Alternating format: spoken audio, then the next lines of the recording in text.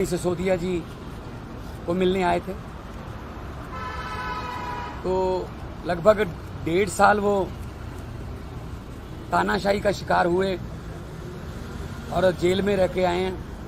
जब उनको उनके खिलाफ कुछ मिला नहीं तो हमें राहत मिली और न्यायालय से न्याय मिला, आखिर सच्चाई की जीत हुई, तो उनको मिलने आया था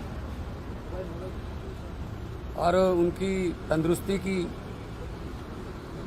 अरदास करते हैं कि वो फिर आके दोबारा दिल्ली के लोगों की, खास तौर पे एजुकेशन में बच्चों का पढ़ाई और एजुकेशन में दिल्ली के बच्चों का और फ्यूचर ब्राइट बनाने के लिए काम पे फिर लग जाएंगे, क्योंकि हम लोग कुछ ज़्यादा जश्न मनाने वाले लोग नहीं हैं, क्योंकि सिस्टम को ठीक करना है। जिस दिन सारा सिस्टम देश का ठीक हो गया उस दिन जश्न मना लेंगे। आज अरविंद केजरीवाल जी का जन्मदिन भी है, तो सुनीता केजरीवाल जी को भी मिला और हमें उम्मीद है कि जैसे संजय सिंह जी और मनीष सिसोदिया जी इनकी तानाशाही की, अहंकार की दीवारों को तोड़कर न्यायालय में जाकर सच्चाई की जीत हासिल करके बाहर आए हैं। आने वाले कुछ दिनों में ही आपके इन्हीं कैमरों के जरिए हम अरविंद केजरीवाल जी को भी बाहर आते हुए देखेंगे, क्योंकि इनके पास कुछ नहीं है। इनके पास सिर्फ झूठे पर्चे हैं, एक पर्चे से निकलता दूसरे में डाल देते हैं, सिर्फ ये कि दिल्ली का मुख्यमंत्री जेल में रहे। तो और उसके बाद जेल में नेताओं को, जेल में सत्येंद्र जैन जी को, संजय सिंह जी को, मनीष जी को, अरविंद जी को जेल में करके उसके बाद इन्होंने कोशिश की, बीजेपी ने, जो इनकी आदत है कि पार्टी को तोड़ दें कहीं ना किसी तरीके से, लालच दे लें किसी को, या किसी को वैसे ही डरा लें कि अब कुछ नहीं होगा जी, पार्टी बिखर गई है वो। तो मुझे ये बताते हुए खुशी हो रही है, उस संकट के समय में हमारी पार्टी बिल्कुल नहीं टूटी और कोई दरार नहीं है पार्टी में, कोई किसी किस्म का ग्रुपिज्म नहीं है, कुछ नहीं है। इन्होंने अफवाहें बहुत फैलाई, परसेप्शन बनाने की कोशिश की, झूठा प्रचार किया कि शायद अरविंद केजरीवाल मनीष सिसोदिया का नाम ले देंगे, शायद मनीष सिसोदिया अरविंद केजरीवाल का नाम ले देंगे, ऐसे मतलब झूठा प्रचार करते रहे। लेकिन हम किसी और मिट्टी के बने हुए हैं, हम नॉन पीढ़ी बैकग्राउंड से आए हुए लोग हैं।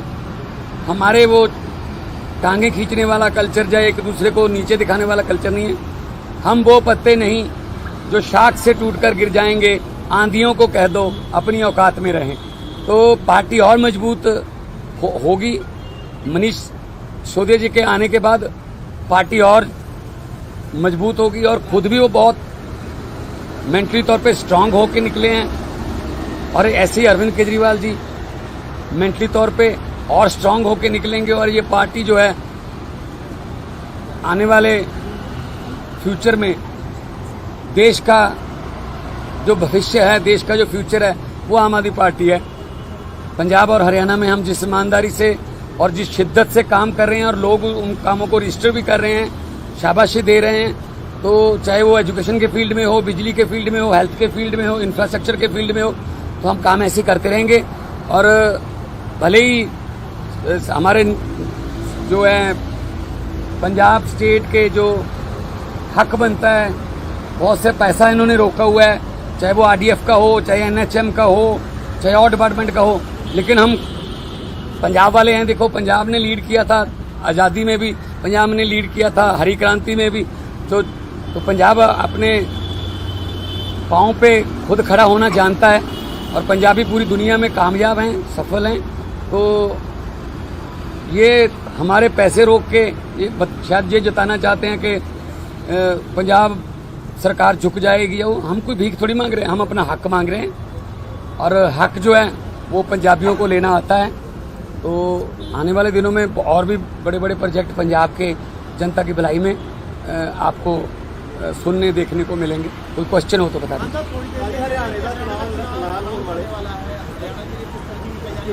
बिल्कुल, देखो हम नेशनल पार्टी हैं, हम हर एक चुनाव लड़ेंगे, चाहे वो गांव पंचायत का हो, चाहे ब्लॉक समिति का हो, जिला परिषद का हो, नगर निगम का हो, कॉरपोरेशन का हो, एमसीडी हो, तो हर चुनाव लड़ेंगे। और आज इलेक्शन कमीशन की प्रेस कॉन्फ्रेंस है, कोई भी तारीख डिक्लेयर होती है तो हम लड़ेंगे। और शायद पंजाब के 4 बाई इलेक्शन भी हैं, तो शायद उनकी भी तारीख साथ में आ जाए।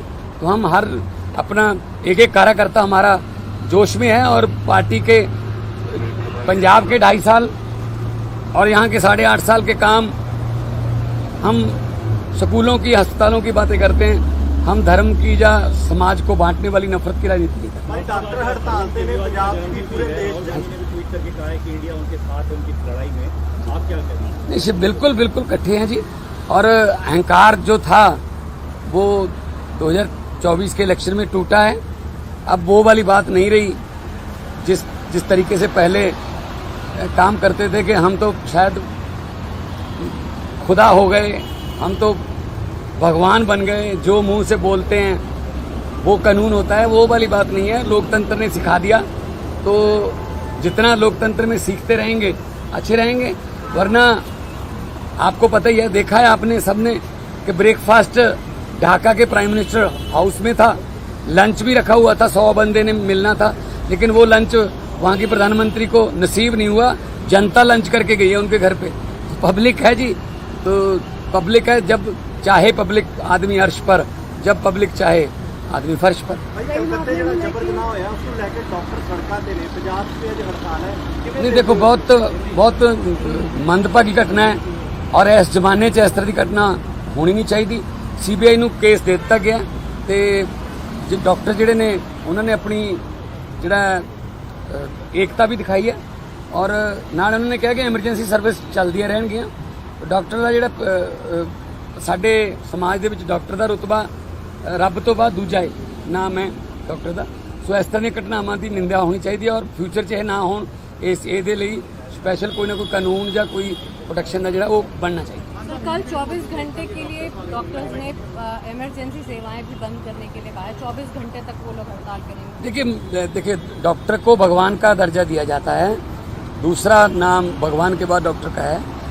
मुझे नहीं लगता कोई ऐसा कदम उठाएंगे वो, क्योंकि केस बहुत ही निंदनीय है। मतलब इस जमाने में ऐसा होना, तो सीबीआई को केस दे दिया गया है, और मुझे लगता है कि सीबीआई जल्दी इसका निपटारा करके दोषी जल्दी जेल में होने चाहिए, और फ्यूचर में ऐसी घटना ना हो। इसके लिए चाहे मिल बैठ के काम करना हो, चाहे सेंटर में कोई फेडरल गवर्नमेंट अगर कोई कानून बनाती है तो उसका हम स्वागत करते हैं।